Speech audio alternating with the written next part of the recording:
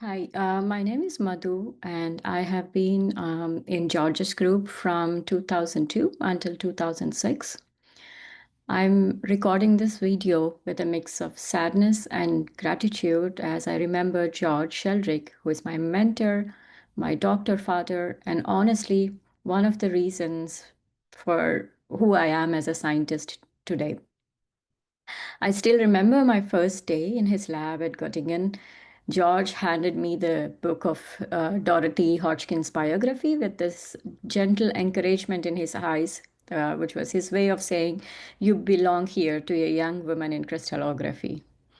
And when I mentioned that one of his recommended books wasn't as math heavy and as deep in theory as I expected, he gave me the classic British smile, as most of you know, and handed me Giacovazzo instead. And as you can imagine, I struggled with the book. Only later did I understand the meaning of that little smile. Our days, as many of the George's families remember, academic family remember, had this wonderful rhythm of coffee breaks, lunches at the Mensa, where we would talk about everything under the sun. I can still picture those Christmas gatherings with real candles on the tree and the traditional Feuerzangebowle that I grew to love and still am proud of being able to make it. And yes, he made me solve nearly 30 small molecule structures before letting me touch macromolecular crystallography. What made George special wasn't just his brilliance, it was how he cared for his academic family long after we left. He introduced me to Michael Rossman, which opened doors I never imagined.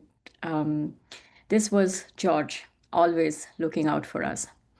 And to end, I would like to say there's this quote from Newton about standing on the shoulders of giants.